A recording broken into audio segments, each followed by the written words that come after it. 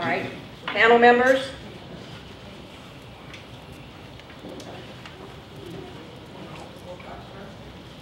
Well, actually, I think it'd be best, we're going to let Christine go first, because she has a PowerPoint presentation which introduces the structure of our program. And I think after that, it'll be easier for Larry and myself and Alicia to keep this more open-ended and interact with you guys and ask and answer questions. Okay, are you ready with our presentation? Okay. Yeah. You want to come speak?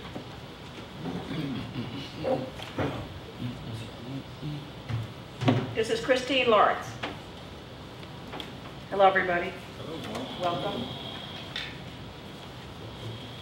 This will be pretty brief.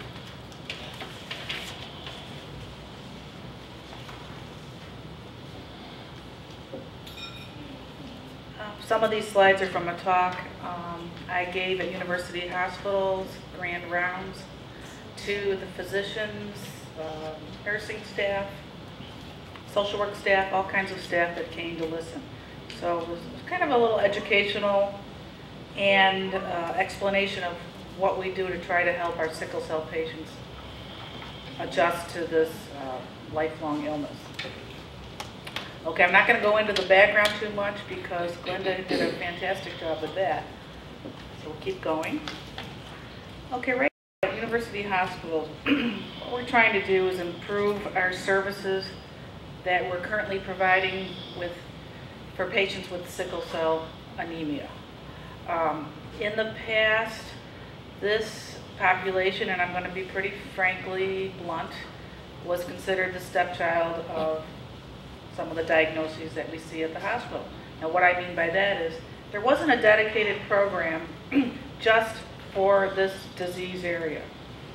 When I came to university, there were, I believe, 5 social workers who each had a couple sickle cell patients. So what happened was you had a diffuse focus. There wasn't really a good focus on this area, and there's a huge need. One of the largest admitters to the hospital readmitters are patients with sickle cell disease.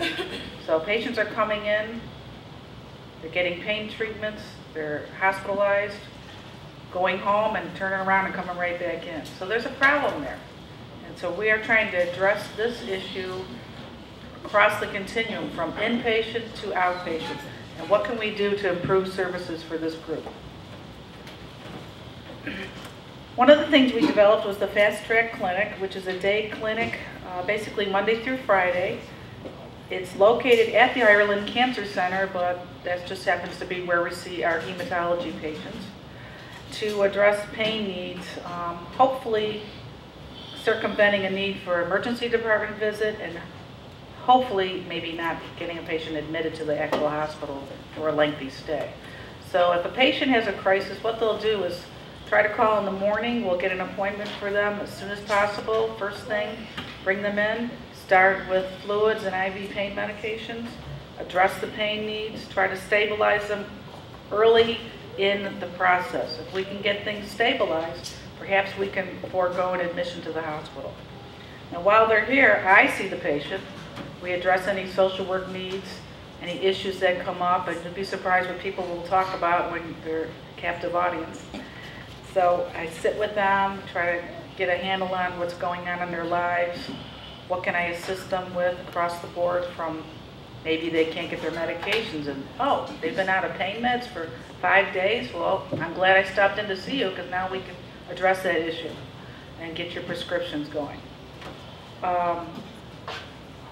Work with their pain issues, try to do a little bit of maybe guided imagery, relaxation exercises, anything that will help get through the course of the pain. So I've been hired as a full-time dedicated social worker. I'm working with all the sickle cell patients, and as I go, I'm meeting them. I've started about a year ago, so this is still fairly fresh. The goal, again, is to reduce the emergency department visits, because if they come to the fast track, they won't have to go to the ER, and hopefully reduce hospitalization and readmission rates, thus reducing costs as well. But the main point is providing better, quality care to this group. I talked a little bit about the fast track, and Dr. Bokar can get into details, and Dr. Nero. We provide the social work services. Maybe they have nutrition needs, referral for psychology and psychiatry. This is very important. What I've learned over the past years, this group has a very high,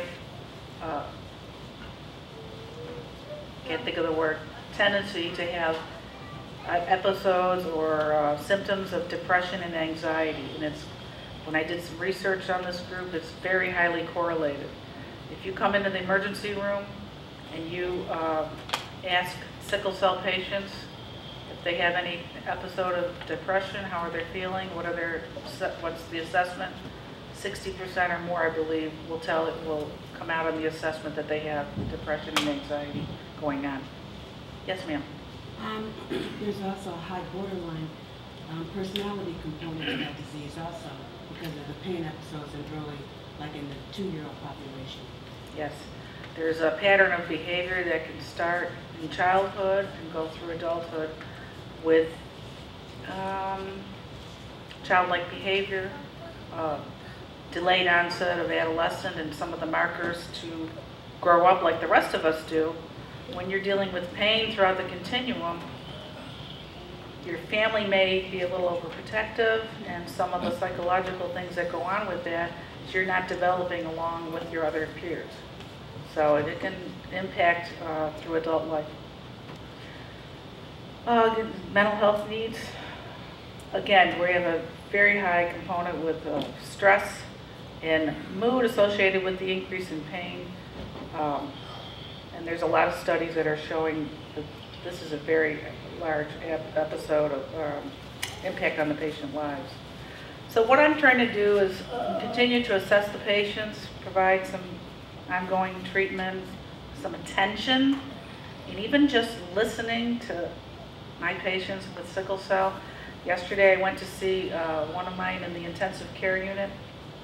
When I walked in the room, his face lit up like you could not believe. Just the fact that I cared to go way over to the other part of the hospital and show a little attention. And he had been struggling. The night before, I got a phone call from Glinda telling me, you know, by the way, you might want to just kind of check on this certain patient. So I did. He was just so happy. What he was doing fine by then, but just paying attention and listening is so huge, and we sometimes underestimate the power of that. Listening to the patients and finding out that, yeah, they've been struggling with depression, anxiety, stress, not coping well in many of the areas of their life. What I've been doing is referring patients, with, of course, with their permission and interest, to our psychologist and perhaps our psychiatrist to address those needs. This is an area that was totally ignored, and we are now making a lot of headway into addressing those needs right there at the Ireland Cancer Center. We do have a psychologist, we have a couple psychiatrists, and we've been making some really good referrals and helping some folks along the way. So I think that's sorely lacking in the past.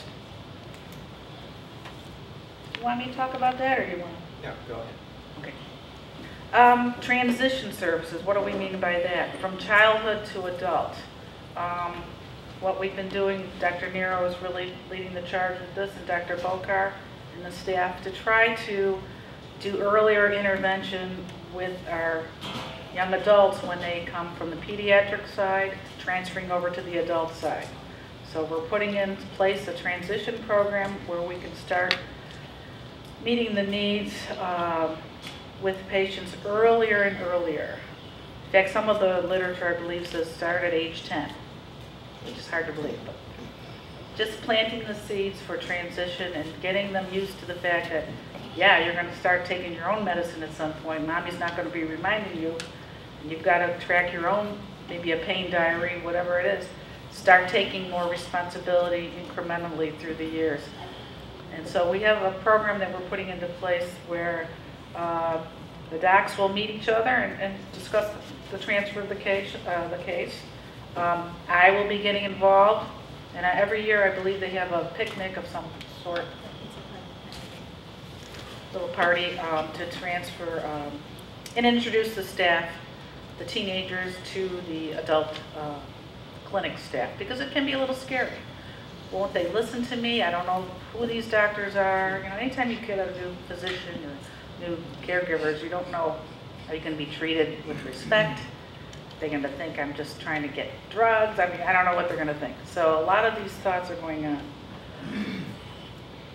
And that's it for me.